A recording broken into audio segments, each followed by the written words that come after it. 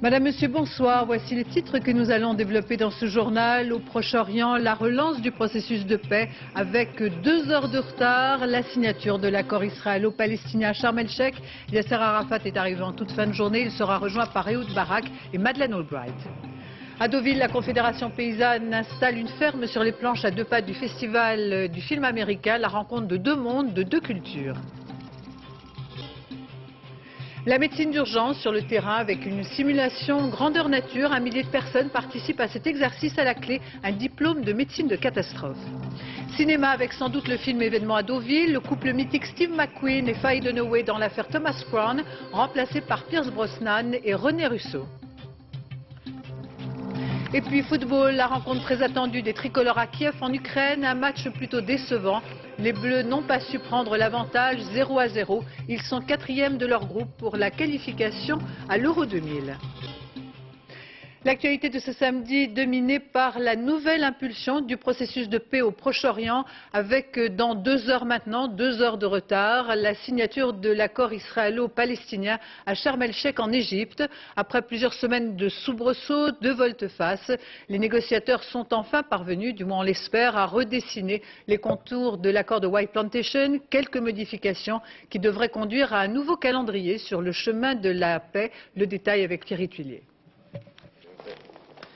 Yasser Arafat tout sourire à Rome pour une courte escale avant Sharm el-Sheikh. Après l'américaine Albright qui l'a rencontré la veille, le président palestinien sait que les garanties des Européens sont à la hauteur de ses attentes. L'ère Netanyahou lui a appris qu'un accord en bonne et due forme peut être gelé, alors 2 précautions valent mieux qu'une. Pour Yasser Arafat, c'est une nouvelle bouffée d'air donnée aux Palestiniens, le déblocage du processus de paix. Ce qui n'est pas du goût des radicaux palestiniens, ceux de Hamas notamment. Quelques manifestants ont marqué leur désapprobation tout à l'heure à Bethléem. Et le chef des intégristes palestiniens, Cher Yassine, a d'ores et déjà condamné ces nouveaux accords. Les avancées pour les Palestiniens ne sont pourtant pas négligeables. L'armée israélienne va se retirer en 3 étapes, de 11% supplémentaires de Cisjordanie. Et pour donner un semblant de continuité territoriale aux Palestiniens, une route va relier Gaza aux territoires autonomes. Les Israéliens ont aussi donné leur feu vert à la construction d'un port à Gaza, une ouverture vitale pour l'économie de la principale enclave palestinienne. Là où en revanche Israël est resté ferme, c'est sur le nombre de prisonniers palestiniens libérés. Yasser Arafat en voulait 400, il y en aura 350 avant la fin de l'année. Mais si la signature de Sharm el-Sheikh est si importante, c'est d'abord parce qu'elle permet de lancer véritablement les négociations les plus délicates. Les 2 parties se sont donné 1 an pour régler la question de l'État palestinien, du statut de Jérusalem et des réfugiés. 1 an, c'est bien peu quand on sait que sur tous ces points, les positions des uns et des autres sont pour le moment inconciliables. Et en direct de Sharm el-Sheikh en Égypte, nous retrouvons Charles Anderlin. Apparemment donc tout est prêt ou tout était prêt pour que soit enfin scellé cet accord entre Israéliens et Palestiniens avec une cérémonie de signature qui devrait, on vient de l'apprendre, démarrer avec 2 heures de retard. Est-ce inquiétant? Apparemment, c'est la faute à Madeleine Albright dont l'avion a beaucoup de retard et c'est la raison pour laquelle cela devrait avoir lieu effectivement dans 2 heures. Cela dit, je ne me souviens pas d'un accord au Proche-Orient où il n'y a pas eu des problèmes de dernière minute. Cet accord est très important. Le roi Abdallah de Jordanie est venu assister à sa signature. C'est un geste, c'est un symbole. Les dirigeants arabes modérés sont là pour la grande relance du processus de paix, pour ce que l'on voudrait ici, la relance également de l'espoir dans la région. Alors évidemment, cet accord est loin de satisfaire tout le monde, avec d'un côté l'hostilité du nouveau dirigeant de l'opposition, Ariel Sharon, et de l'autre le Hamas. Oui, alors, côté palestinien, la police de Yasser Arafat a réussi ces derniers jours à empêcher plusieurs attentats qui auraient dû avoir lieu en Israël. Des militants du Hamas et du djihad islamique ont tenté de faire pénétrer des explosifs en Israël. On n'a pas tellement de détails, en tout cas les services de sécurité israéliens sont extrêmement satisfaits de leur coopération avec les Palestiniens. Quant aux Israéliens, il risquerait d'y avoir des problèmes à Hébron assez vite. En effet, Ehud Barak a accepté la réouverture d'un marché qui était fermé à Hébron, d'un marché palestinien qui était fermé à Hébron depuis des années et qui jouxte une implantation très extrémiste. Merci Charles Anderlin pour toutes ces précisions. J'ajoute que pour leur part, Jacques Chirac et Lionel Jospin se réjouissent de cette étape décisive. Le chef de l'État parle d'un nouvel état d'esprit sur le chemin de la paix au Proche-Orient. Au Timor oriental, l'annonce des résultats définitifs du référendum a provoqué une nouvelle vague de violence orchestrée par les milices pro-indonésiennes, soutenues bien souvent par l'armée. Même si le gouvernement de Jakarta semble se plier à la volonté des Timorais qui, dans leur très grande majorité, se sont prononcés pour l'indépendance, l'inquiétude prévaut sur place avec de nouveaux incidents. Françoise Joly. C'est un raz-de-marée électoral favorable à l'indépendance qui l'a emporté. Mais dans les rues de la capitale, à Dili, seules quelques poignées d'hommes manifestent leur joie. L'annonce des résultats a provoqué une nouvelle flambée de violence, cette fois-ci sans témoins. Les journalistes évacuent la capitale sous escorte. Quelques heures auparavant, les miliciens pro-indonésiens, hostiles à l'indépendance, tentaient de mettre à sac l'hôtel Makota où la presse s'était regroupée. Et si les policiers et les militaires envoyés par Jakarta semblent peu empressés de dissuader ces miliciens, c'est que ces hommes ont été recrutés, entraînés et même équipés par l'armée indonésienne. Mais paradoxalement, ces miliciens risquent de se retrouver en mauvaise posture dans les prochains jours. Leur chef, Eurico Guterres, vient de quitter le Timor oriental après que le président indonésien Habibie se soit incliné devant le verdict des urnes. Et même si les Nations Unies évacuent leur personnel de 5 villes dont les milices ont pris le contrôle, plusieurs signes montrent que Jakarta semble jouer l'apaisement. Le plus important, l'annonce que le dirigeant indépendantiste Xanana Gusma, en résidence prison depuis 7 ans, pourrait être libéré dès mercredi prochain. Venons-en à présent aux nouvelles manifestations en France des agriculteurs. D'abord ces incidents à Marseille ce matin, protestant une nouvelle fois contre la baisse des cours des fruits et légumes. Quelques 400 paysans sont opposés aux forces de l'ordre devant les grilles de la préfecture. S'emparant des chariots des supermarchés, ils ont poussé les barrières métalliques entourant le bâtiment, jetant des pommes sur les CRS qui ont répliqué par des tirs de grenades lacrymogènes. Ces agriculteurs s'étaient auparavant rendus près d'Aix-en-Provence pour déposer une dizaine de tonnes de pommes invendues devant un magasin Carrefour. Ces mouvements, je le précise, sont organisés à l'appel de la FDSEA, mouvement tout à fait distinct de ceux organisés par la Confédération paysanne qui avait décidé de s'installer dès ce matin à Deauville sur les planches. Deauville, une destination plutôt symbolique puisque s'y déroule le festival du film américain, exhibition d'animaux de ferme et dégustation de produits naturels. Sans faire de l'anti-américanisme primaire, il s'agissait quand même de souligner une nouvelle fois la particularité française contre l'uniformisation et la mondialisation. Émilie Lançon, Yves Junca. En cette période de l'année, ceux qui viennent à Deauville rêvent plutôt d'Amérique. C'est le Deauville du festival, celui de la jet set et des groupies. Non loin de là, aujourd'hui pourtant, le mythe américain était un peu secoué. Les agriculteurs de la Confédération paysanne étaient venus pour délivrer un message aux cinéastes américains, non à la mondialisation et à une agriculture dominée par les États-Unis. Et la rencontre a eu lieu, sollicité par les agriculteurs, le président du jury du festival leur a finalement apporté son soutien. Forcément, on est solidaires. Votre action se passe, je dirais, à l'approche de l'an 2000 et de cette grande conférence. Il est évident que c'est le bon moment. Je ne pense pas que des actes un peu violents fassent avancer les choses. Voilà, je vous le dis. Non, voilà, je vous le dis. Mais aujourd'hui, sur les planches, l'ambiance était plutôt bon enfant. Même si aucune star américaine n'est venue, à la Confédération paysanne, on parle d'une journée réussie. Nous avons pu redonner un retentissement à ce lien, je dirais, entre le monde de la culture et de l'agriculture, et aussi dire à M. Varnier, président du jury, grand cinéaste, combien notre inquiétude était de cette mondialisation, et nous lui avons demandé de transmettre le message auprès des cinéastes américains. Le message passera-t-il? Les agriculteurs français seront-ils entendus au-delà de l'Atlantique? Ce qui est sûr, c'est que Deauville, elle, se souviendra de cette journée. Dans le Val d'Oise, 48 heures après cette bavure où un homme a été grièvement blessé lors d'un contrôle de police, les réactions à Cormeilles en Parisis après l'annonce de la mise en examen pour coups et blessures volontaires du policier qui a été remis en liberté tout à l'heure sous contrôle judiciaire. Sur place, la tension des habitants et de la famille qui réclament justice. Patrick Fandio, Philippe Turpot. En quelques minutes, la tension est montée d'un cran. Depuis qu'ils ont appris la libération du policier qui a tiré sur Farhad Boukalfa, le paisible quartier de Cormeilles en Parisis est en ébullition. Toutes les têtes qu'ils ont vues, ils vont venir ici, ils vont nous faire la misère à nous. Hein. Moi, il suffit qu'ils m'attrapent dans 2 semaines, ils m'emmènent au commissariat, ils s'amusent avec moi toute la nuit. C'est pour ça, faut pas qu'on laisse ça comme ça, c'est pas bon. Mais c'est de les retenir, mais bon, nous après lundi tout le monde travaille, après les jeunes, qui c'est qui va les retenir? Ce que contestent les proches de la victime, c'est la décision prise tard hier soir par le procureur de la République de Pontoise. Xavier Salva a mis en examen le policier de la BAC surnommé Magnum pour coups et blessures volontaires, mais il l'a laissé en liberté. Il sera muté hors de l'Île-de-France. Pour la famille, c'est une provocation.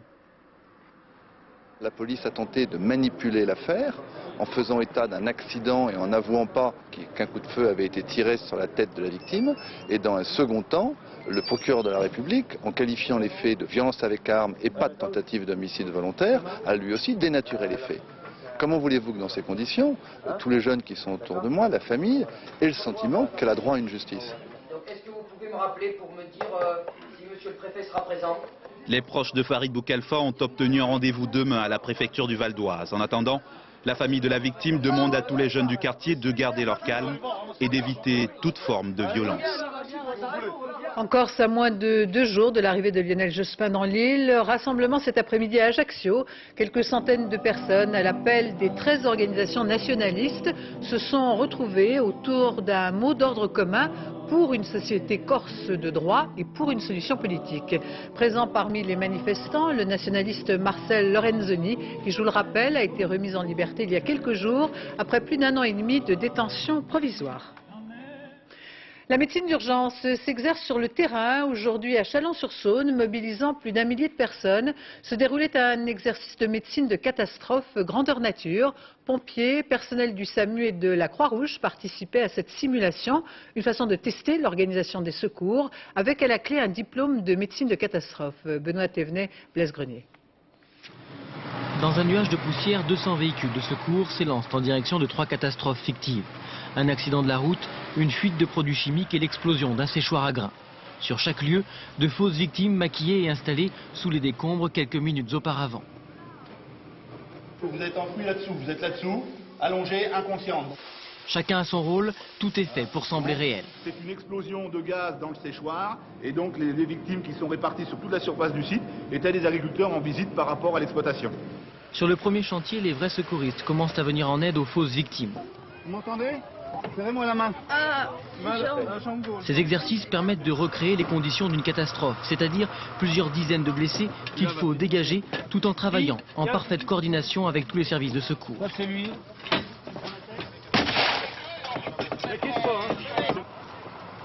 Retirez la planche. Posez. La médecine de catastrophe, c'est une médecine d'abord adaptée à une masse de victimes et qui s'exerce au-devant des formations hospitalières sur le terrain. Deuxième site, le silo à grains. Deuxième catastrophe. Une quarantaine de morts et de blessés qu'il faut évacuer. Les moyens sont tout autres, élitreillage, intervention en milieu périlleux et équipe cynophile. Voilà. Allez en avant au bout, essaye d'y aller au bout. Ce sauveteur et son chien reviennent de Turquie. Pour eux, l'entraînement a déjà repris. Elle est là, il n'y a aucun problème. Normalement, les chiens, on les arrête quand on fait, parce que malheureusement, ils ont reniflé beaucoup de morts. Et là, on les recommence. C'est le premier travail depuis qu'ils sont rentrés, puis on y va progressivement et on va les monter en puissance au niveau du travail. L'exercice permet également à 60 médecins et infirmiers de passer l'épreuve pratique du diplôme de médecine de catastrophe. Sur le terrain, ils travaillent dans les postes médicaux avancés. Ils doivent trier, médicaliser et préparer l'évacuation des blessés. On est habitué à prendre en charge un malade, une victime, un patient, alors que là, on voit arriver des dizaines de personnes à la fois. Donc il y a des choix qui sont très durs des fois humainement, mais il faut faire des choix. Et en fait, ce choix ne doit pas être purement émotionnel, c'est un choix médical, raisonné, qui doit être fondé sur des éléments qui sont des éléments que l'on ne peut qu'apprendre en faculté. Sur une autoroute, dans la carcasse d'un avion ou les débris d'un immeuble, ces hommes et ces femmes seront désormais capables d'intervenir avec calme et organisation. Mais tous ne souhaitent qu'une chose, que la prochaine catastrophe soit à nouveau un exercice. Au Kosovo, le premier poste de douane s'est mis en place hier. Ils seront 4 en tout. 4 postes de douane destinés à former un début de budget grâce aux droits ainsi récoltés, une façon de faire rentrer de l'argent dans les caisses, grâce aux taxes sur les produits importés et payés en Deutschmark, qui devient officiellement la monnaie du Kosovo. Décision prise hier par Bernard Kouchner. Sur place, Anne Foncinet, André Issara. Pour la première fois depuis 7 ans, Barry, albanais du Kosovo, exerce son métier. Douanier. C'était sa profession jusqu'en 1992. J'ai été viré par les douanes serbes et yougoslaves qui travaillaient là avant. Malgré tout, Barry s'estime toujours opérationnel. Je n'ai rien oublié parce que j'ai continué à travailler dans le même secteur à mon compte. J'étais devenu transitaire. Barry travaille au poste frontière de Blace, là où passèrent tant de réfugiés vers la Macédoine. Là où passent désormais chaque jour en sens inverse des centaines de camions pour apporter aux Kosovars de quoi reconstruire la province. Sans douanier, Blace c'était la porte ouverte au trafic de toutes les mafias, albanaises en particulier. Mais depuis hier donc, une douane est en place, même si les transitaires travaillent dehors faute de bureaux. La taxe sur les marchandises importées est de 10%, plus 15% de TVA. Ça fait râler. 25%. Nous ne connaissons pas parce que le Kosovo n'est pas un pays de capitaliste, Amérique ou Angleterre ou France. Vous trouvez que c'est trop cher? C'est normal, c'est trop cher. Cet importateur qui espérait vendre sa cargaison de baskets à bon prix est déçu. Au moins aura-t-il la satisfaction de contribuer à financer l'administration mise en place par Bernard Kouchner. Une administration, ça veut dire une douane, ça veut dire un budget, et ce budget est en particulier alimenté par les taxes que nous allons prélever ici, pas seulement bien entendu, mais c'est le premier jour du reste des jours qui nous séparent du vrai budget du Kosovo. Mais ces postes de douane mis en place par l'UNMIK aux frontières albanaises et macédoniennes ne font pas du Kosovo un pays indépendant. L'UNMIK ne va évidemment pas installer de douane à la limite nord du Kosovo, la limite avec la Serbie, puisque au regard du droit international, le Kosovo reste aujourd'hui une province serbe. Le sommet de la francophonie se déroule à Moncton, au Canada, où vit une large communauté acadienne, descendant des premiers Français qui sont parvenus en Amérique du Nord. Dispersés dans 3 provinces, les Acadiens ont une culture ancestrale francophone qui résiste fièrement, comme l'a noté Jacques Chirac, qui a tenu aujourd'hui à leur rendre hommage. Véronique Saint-Olive, Jean-Paul Chausset. Voilà l'Acadie. En plein Canada, ce n'est pas un territoire indépendant. Juste le berceau des héritiers de ces colons français venus il y a 400 ans pour le troc de la fourrure et la pêche à la morue. Dispersés par les Anglais en 1755, les Acadiens n'ont jamais abandonné le français de leurs origines. Mais ils sont maintenant pleinement canadiens et vivent ces 2 cultures en pleine harmonie. On s'est bien mis ensemble, les Anglais, les Français, les Acadiens, on aime tout le monde. À Memramcook, on prépare la fête. Pour la première fois, un président français vient saluer les descendants de nos ancêtres communs. On a su garder notre culture et puis ça a descendu de génération. Cette flamme que nos parents nous avaient donnée de sauvegarder notre héritage. Tu te sens comme si tu es connecté d'une telle manière, même si tu ne les connais pas. Moi, quand je vais en France, je sens qu'il y a vraiment des liens forts, spécialement à Châtellerault, dans la région du Poitou, où je retrouve souvent les mêmes expressions, comme on dit la bouchure au lieu de la clôture, on dit le mi-temps au lieu du milieu. Acadie, ma patrie. L'Acadie, pays virtuel qui n'existe pas sur les cartes, mais qui aujourd'hui, forte de son histoire, rassemble à travers la culture et l'amitié. Je veux vous dire combien tout ce que vous avez entrepris pour vous faire reconnaître, combien tout cela suscite notre respect, notre estime, et notre admiration. Une escapade bouffée d'oxygène pour Jacques Chirac, alors que le sommet de la francophonie semble tourner à vide. Pas de projet cohérent, pas de priorité, pas d'objectif commun qui se dégage. Alors ils sont nombreux à se demander ici à quoi sert cette organisation où francophonie rime trop souvent avec cacophonie. Aux États-Unis, l'industrie du tabac malmenée ces dernières années remporte une victoire avec ce jugement d'un tribunal de Miami qui rejette les plaintes collectives des victimes de la cigarette. Étienne Lénart. Dans ce feuilleton, un rebondissement où les drames personnels des uns s'opposent aux intérêts économiques des autres, où les larmes côtoient dans les prétoires les demandes d'indemnisation en millions de dollars, voici donc une décision de justice qui va permettre aux industriels américains du tabac de souffler. Pour comprendre, il faut remonter au mois de juillet dernier. Ce juge d'un tribunal de Floride avait considéré que les fabricants vendaient des cigarettes avec l'intention d'infliger un préjudice grave aux consommateurs en leur cachant les dangers du tabac et que les indemnités devaient donc être à la mesure du mépris observé par les grandes marques de cigarettes à l'égard de leurs clients, colossal. Les experts affichaient des montants à faire vaciller les groupes les plus solides, entre 200 et 500 milliards de dollars. La décision d'hier soir va donc permettre à Marlboro et aux autres de n'affronter qu'individuellement, au cas par cas, les demandes d'indemnisation, ce qui évidemment réduira considérablement les sommes mises en jeu. L'industrie du tabac souffle donc parce qu'elle évite le pire. En revanche, les grandes marques de cigarettes n'échapperont pas à la multiplication des actions en justice que continueront d'intenter les fumeurs repentis ou malades. Retour en France, revenons à présent sur l'annonce par le gouvernement de la baisse de la TVA sur les travaux d'entretien. On connaît désormais le détail de ces mesures, le mode d'emploi avec Jean-Bernard Schmitt. Applicable à partir du 15 septembre, la baisse de la TVA intéresse tous ceux qui font faire des travaux par des professionnels. Les propriétaires, bailleurs ou non, les locataires, ainsi que les bailleurs sociaux. Tous les locaux sont concernés, les maisons individuelles et les appartements, qu'ils soient résidences principales ou secondaires, ainsi que les dépendances, caves ou garages. En revanche, sont exclus les bâtiments neufs, achevés depuis moins de 2 ans. La baisse porte sur tous les travaux d'amélioration, d'aménagement et d'entretien de logements. Parmi eux l'isolation thermique ou acoustique, le ravalement ou la réfection d'une toiture. En revanche, elle ne s'applique pas aux ouvrages de construction, d'agrandissement ou de nettoyage. Exclut également les gros équipements, chaudières ou baignoires par exemple, qui bénéficieront toujours d'un crédit d'impôt. Cette diminution de la TVA, a priori favorable aux ménages non imposables, devrait faciliter la lutte contre le travail au noir. Selon les professionnels, elle pourrait permettre la création de 30 000 emplois dans le bâtiment. Au cœur des préoccupations de la plupart des familles, la rentrée scolaire.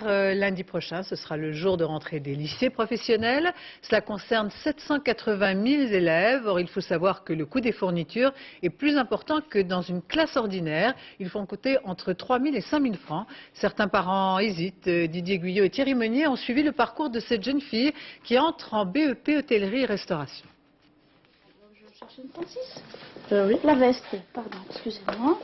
Bon, ben ça va, elle est un tout petit peu large, mais c'est pas grave, c'est du coton, ça rétrécit un tout petit peu, donc on va garder comme ça. À 18 ans, Céline rentre en BEP hôtellerie-restauration. Son ambition, son rêve, monter un restaurant à l'étranger. Mais pour l'instant, dans un magasin spécialisé, en compagnie de sa mère, l'heure est aux achats de la rentrée. Veste, chaussures, la liste de ce qui est nécessaire est longue et le coût est important. Toute taxe comprise, ça fait 560 francs, le pantalon de cuisine, le tour de cou, le tablier. Et il y a encore les autres vêtements, comme la tenue de service, sans compter les ustensiles de cuisine, notamment les couteaux. Au total, le trousseau avoisine les 4 000 francs. Des bourses, des subventions existent, mais elles sont versées bien après la rentrée.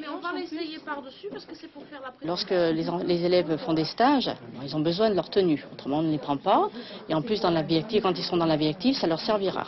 Donc ce n'est pas inutile. C'est pas inutile, donc il faut l'acheter. Mais ce que je ne comprends pas, c'est qu'on a des subventions trop tard.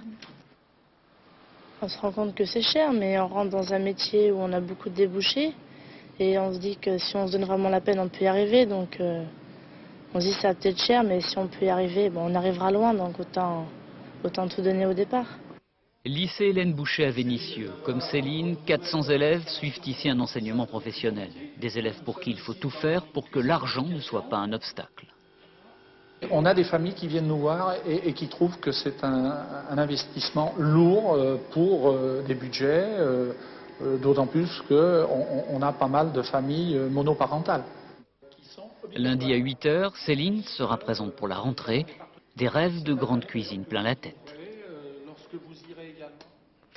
Les nuits à venir seront sans doute difficiles pour ces jeunes professeurs sortis tout droit de l'école. Pour la première fois donc, ils auront en charge la formation d'une bonne trentaine d'élèves pas forcément disposés à suivre attentivement les cours. L'exemple de ce jeune prof de lettres qui arrive pour la première fois à Paris, son affectation à une classe dans un lycée professionnel de Seine-Saint-Denis. Sébastien Leguet, Alain Lecaccio. 8 h moins le quart, à la montre de Nicolas. Dans 1 h 30, il fera ses premiers pas sur la planète des profs. Révision fébrile de l'itinéraire pour ce nouveau venu dans la région parisienne. Et le voilà projeté au temps de ses 11 ans. Une boule dans la gorge lui rappelle sa rentrée en 6e. J'ai ressenti un peu la même émotion hier soir, le fait de faire mon sac, par exemple, de préparer des petites affaires pour aujourd'hui. Effectivement, il y a des ressemblances. Direction Rosny-sous-Bois, en Seine-Saint-Denis.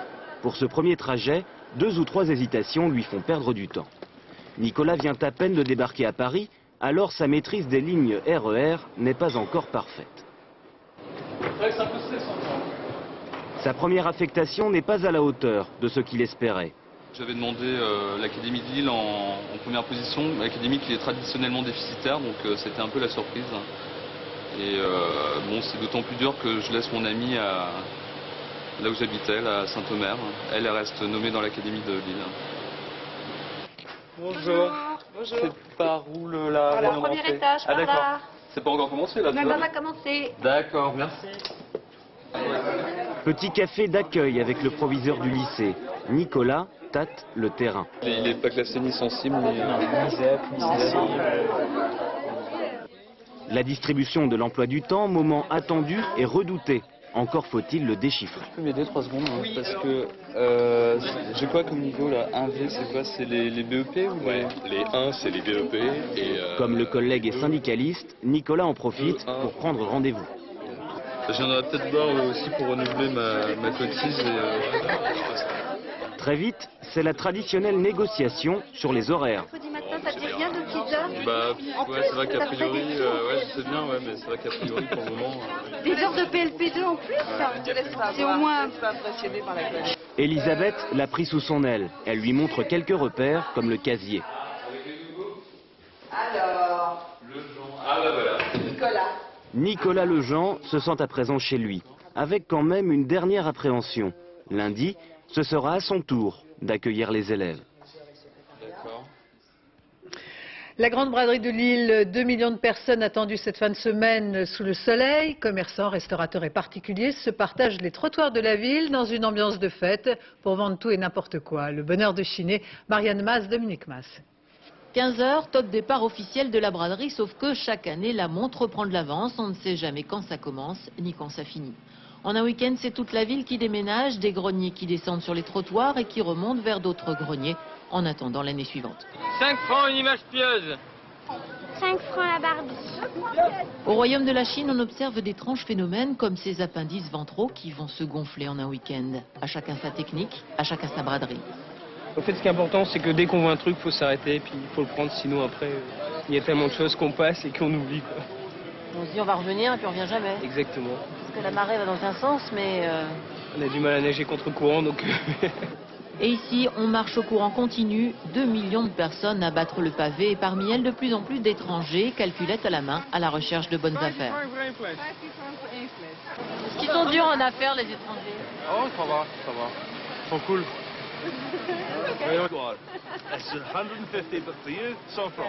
Palme de l'organisation aux Britanniques qui achètent la formule bus, braderie, moule frites, tout compris, à des tours opérateurs. Le bus organise des rotations pour venir nous chercher dans la braderie à 4 h, 5 h et ce soir à 21 h 30. Donc à chaque fois qu'on a acheté des choses un peu encombrantes, on peut prendre le bus pour les rapporter à l'hôtel. C'est bourré d'anglais, il y a plein de néerlandais aussi et quelques allemands également.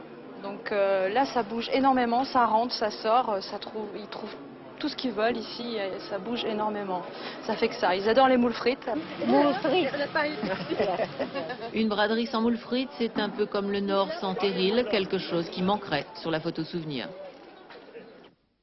Football, la rencontre très attendue des tricolores à Kiev en Ukraine. On attendait une performance des tricolores. Le match a été plutôt décevant. Les Bleus n'ont pas su prendre l'avantage, 0-0. Ils sont 4e de leur groupe pour la qualification à l'Euro 2000. Christophe Duchiron.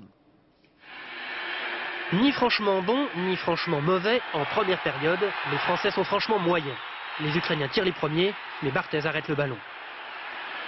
Timide réplique des champions du monde de football, mais la tentative de Djorkaeff va échouer sur Shovkovski, le gardien d'en face.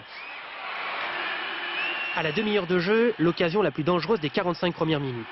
Coup franc de Shevchenko, le ballon frôle le but, et pour les Français, avouons-le, on n'est pas loin de frôler la catastrophe. Juste avant la mi-temps, les Bleus réussissent quand même à aligner 3 passes de suite. Et pour finir, il y aura même un tir, malheureusement il y a du mou dans la chaussure de Zidane. Au repos, 0-0. À la reprise, la meilleure occasion des Français est l'œuvre d'un Ukrainien qui, sans le faire exprès, a failli envoyer le ballon dans ses propres buts. À 10 cm près pour les jaunes, c'était malchance et injustice. Au final, malgré une dernière occasion de l'Ukraine, les deux équipes se séparent sur un score bien nul de rien à rien. Désormais, dans la course à la qualification pour le championnat d'Europe, il y a côté français comme une peu glorieuse incertitude. Le rendez-vous incontournable des amateurs de voitures anciennes à Bagatelle, exposition en plein air et concours d'élégance que nous présentent Luc Bazizin et Bernard Connor. Un son qui rappelle celui des vieux projecteurs de cinéma. Ici, dans le parc de Bagatelle, chacun fait son film. Les voitures, comme les personnalités, se partagent la vedette. Tout est symbole. Certains rêvent, d'autres semblent plus nostalgiques. Là, elle m'émeut parce qu'elle est de 33 et moi aussi. Alors elle est mieux conservée que moi, franchement. Hein? Je crois que j'ai jamais fait un seul film sans conduire une voiture. Ça, c'était un signe des temps. Mais j'avoue qu'il y avait sur le tournage des copains à moi qui étaient comme fous quand ils voyaient arriver ces voitures. Et moi, je trouvais ça joli, quoi, c'est tout, mais j'avais pas un plaisir fou à les conduire. Françoise Sagan, elle, a toujours aimé la conduite. C'est pour ça qu'en 1956, elle rachète cette Gordini, plusieurs fois vainqueur aux 24 heures du Mans. La célèbre course française donne d'ailleurs son nom à cette Cadillac de 1953. Chaque voiture concourt pour être jugée la plus belle. Les membres du jury vont d'abord demander au propriétaire de mettre le moteur en route. Parce que dans le mot automobile, il y a mobile et il faut que la voiture puisse se déplacer. Et puis ils vont faire attention aux détails. Par exemple, comme ici, vous remarquerez qu'il y a un petit point de rouille. Eh bien ça, ce sera un point de pénalité. Et cette année, les prototypes sont à l'honneur. En cette fin de siècle, voici la vision qu'ont les constructeurs de notre futur. Et voilà comment ils l'imaginaient il y a encore 30 ans. On aimait de faire quelque chose qui, pour soi-même, un peu plus artistique, c'est-à-dire, on ne savait pas du tout s'il y avait un jour une voiture en production ou pas, mais on le faisait pour soi-même. En fait, la vraie star de l'histoire automobile, c'est cet animal majestueux à 4 pattes qui a donné naissance aux chevaux vapeur. À Deauville, la projection très attendue du célèbre film L'affaire Thomas Crown, revisité 30 ans après, avec dans le rôle-titre Pierce Brosnan à la place de Steve McQueen. C'est René Russo qui prend la place de Faye Dunaway. Et tout se déroule bien sûr à Wall Street, dans le milieu des Golden Boys. Nicole Cornu-Langlois, Jean-Louis Normandin.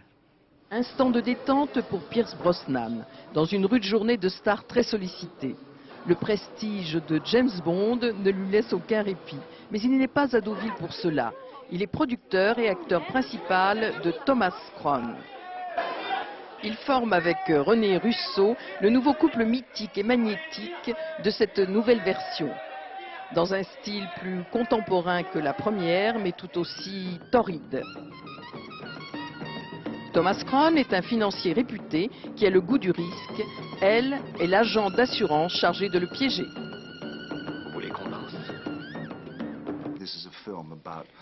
C'est un film sur un homme très chanceux. Et nous voulions être somptueux, glamour, sophistiqué, sexy.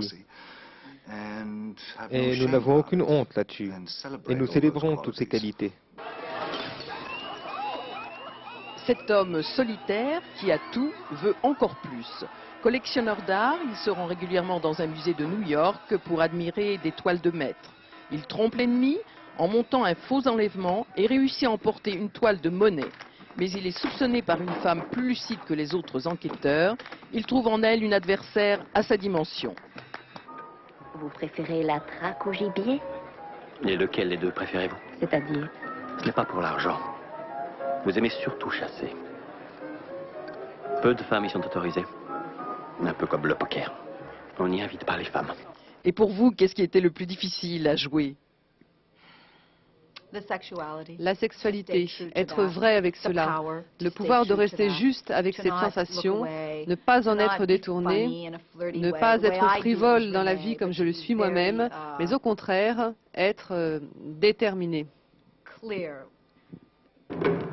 Un thriller flamboyant, une histoire d'amour intense, l'affaire Thomas Crown n'a rien perdu de son attraction.